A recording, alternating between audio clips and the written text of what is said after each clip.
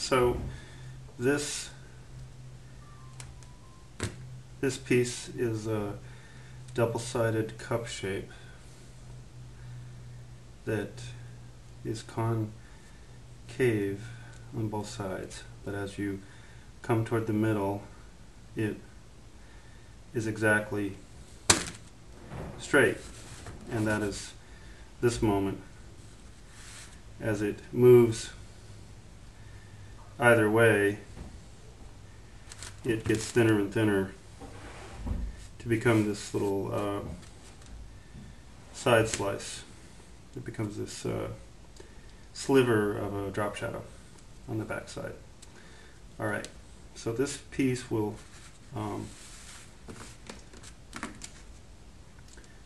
cup or dovetail into the two sides of the C's. One C is on this side and one is on that side, and that's how you get the flipping or rotating C going from back to front. Now, to create the other, this is 3/4 of the rotating C. There's one more part, which is the this lineup, and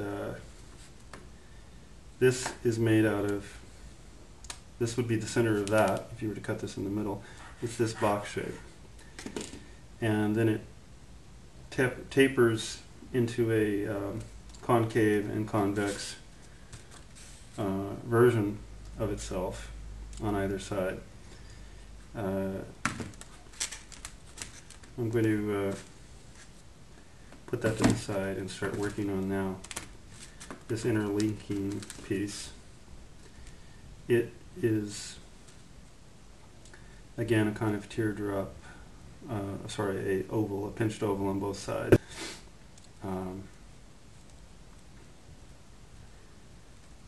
And it fits right into one C, and this needs to become a little bit concave itself, and it's going to fit the other way into the other C, and this becomes a little concave as well. So I'll go ahead and start working to create that part. The most critical, the most difficult part of this is to, now I have to embed a little extra slivers of clay that roughly line up. They have to be embedded in both sides under here. It roughly lines up with this piece, and this whole piece will become convex like that. Alright? This is the piece that goes up and into this part of the C.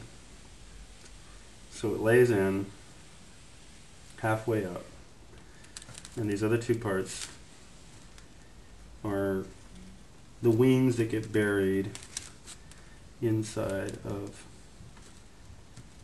the shape of the C. And this is going to happen also on this side, going the other direction.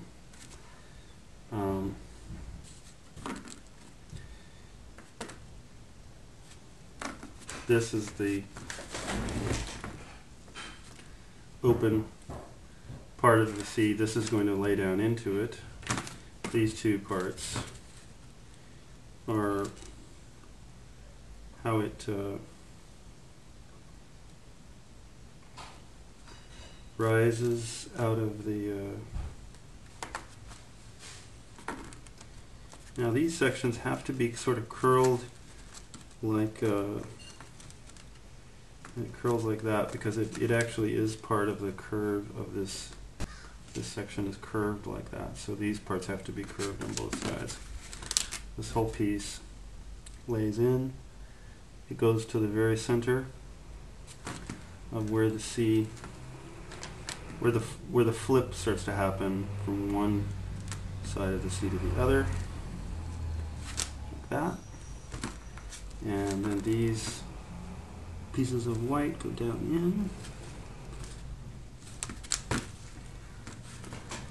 and in the middle you're going to have this moment, which is right here. I'm going to go ahead and chisel this 45 a little bit more sharply now. It goes down to a flat. This is a 45. It goes down to a flat.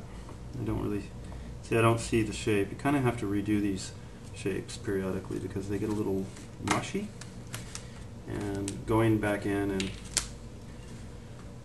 recarving so you can see that this bevel, this 45 bevel, slides itself all the way to the very end and becomes kind of, it's actually a defined shape and not just a blob. So a little bit of knife work keeps the edges sharp. Now I'm going to add a couple of these pieces and a couple of these pieces. These are the orange is this section, and the blue and white is this and this.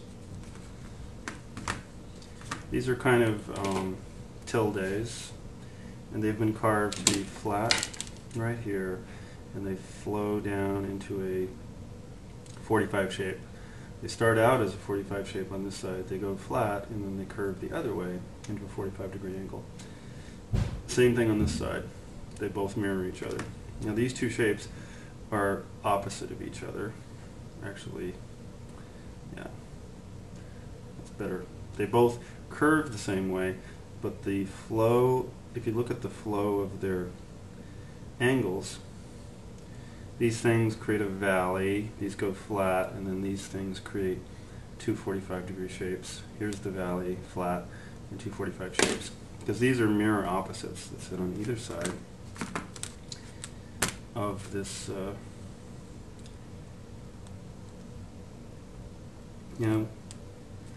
fit them in to line up with that bevel that I just carved out of the white, bigger C shape. You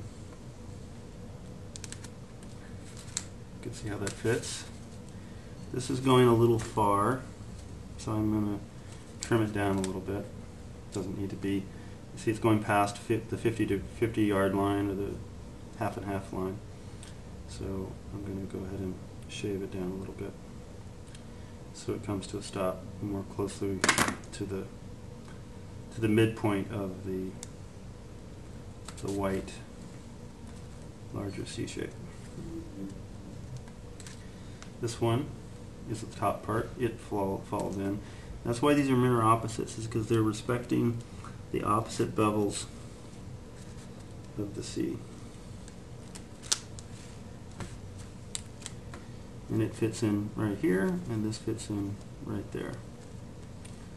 Alright.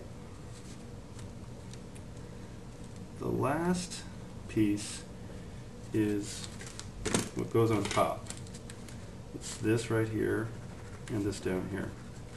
And it flows out to be these things. It flows back and forth, but it flows both directions, and that's what this blue cap will be.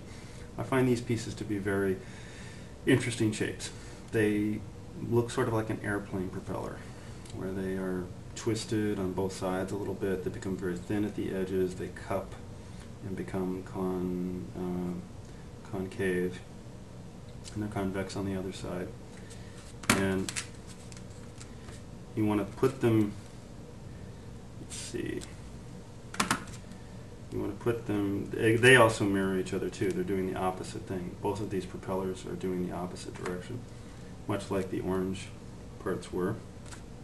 So this one goes on top, and it sits right there.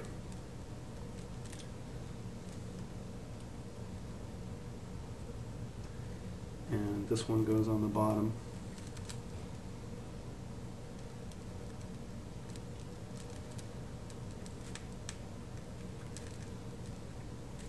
This one goes on the bottom.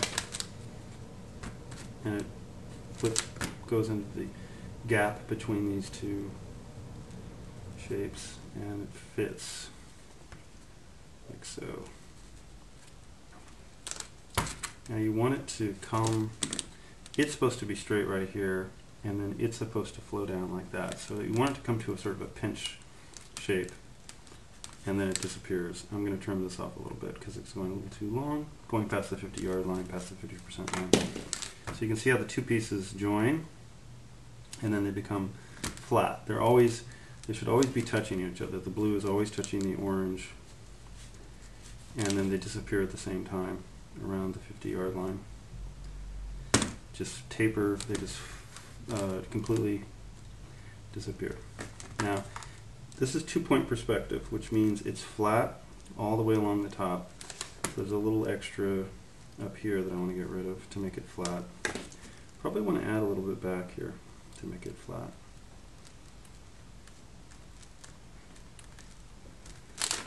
Same thing on this side.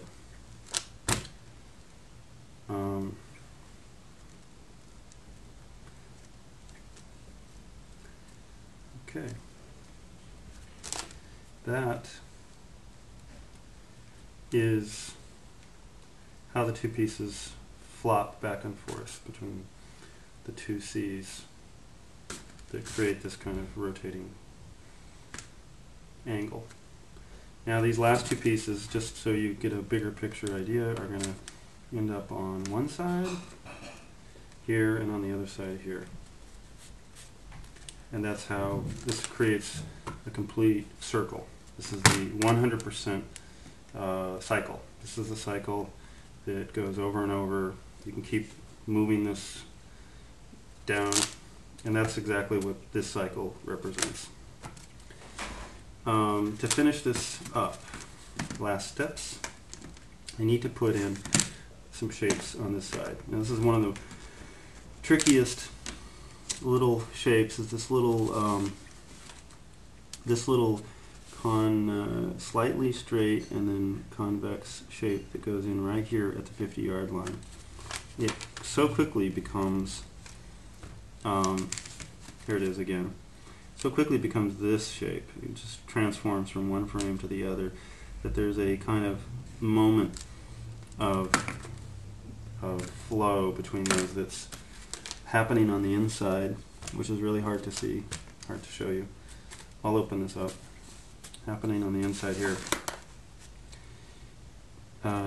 This shape has got a kind of got a little cup that flows, let's see, like this. There it is.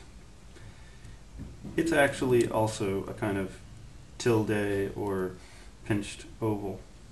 If you were to look at it kind of from the top down, you see that pinched oval shape, which is the flow of this cup shape moving out and over to the side wall. Let's move it down a little bit. Hope you can see that. And then this C flies right over it. I'm going to do the opposite thing on this side. This tilde flows up, out, and over this way. Again, I'm trying to briefly show you that that's a sort of a pinched oval. It's a cup pinched oval shape, and it goes right there, and this seams over it. I think that you want to make sure that there's plenty of, yeah, that's about right. So it lines up with the, there we go. Now, I'm going to have to put some negative color in here. I've decided to use a sort of light blue to be the negative color. That's going to come in a moment. First, I want to finish this side with the same principle.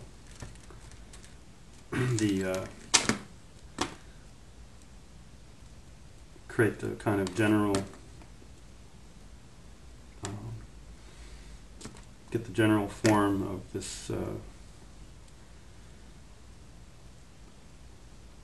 pinched oval, and then create another smaller interior cup that is guiding it from one side to the next. That's roughly, quickly, the thing. Here's the sort of cupped pinched oval, and here's the larger pinched oval from the top. It's two sets of geometric shapes working against each other, all integrated into one. It's kind of difficult to explain with words. Hopefully you can experiment and figure it out if you choose. The other side of this would be, let's see, wants to be this direction.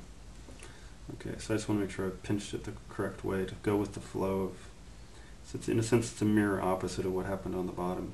So the flow is going to go up and on the inside of that curve, like that. Okay, goes down in, and there. And that's all the essential parts that make a rotating C. Now all that's left is to do negative shapes. The first negative shape I'm going to do, and these support the positive shapes, because you can't cut away something and have soft clay keep its shape all the time. You want to put in, this is a kind of reverse cup that goes into that area we just put in.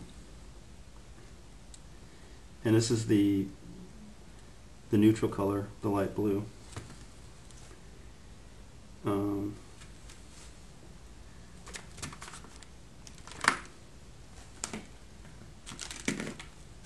see if that helps.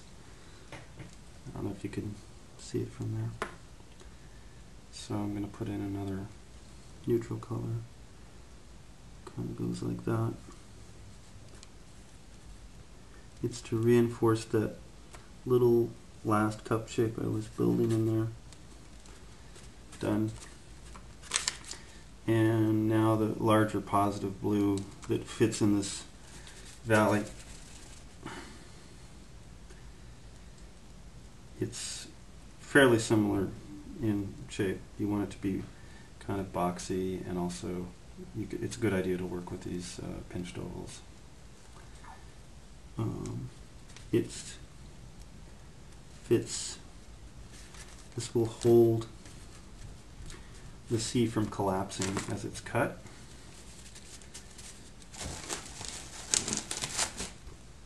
You're going to want to put more in here to make sure that it doesn't collapse, that it holds its shape.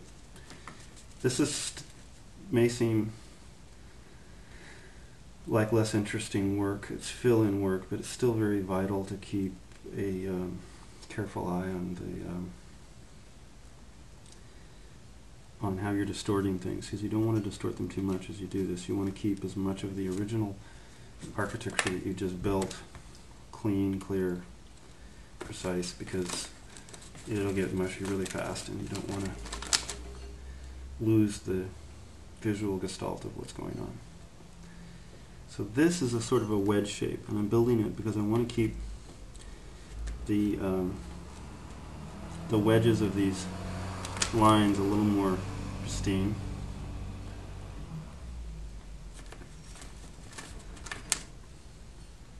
Clear. Not hard to see.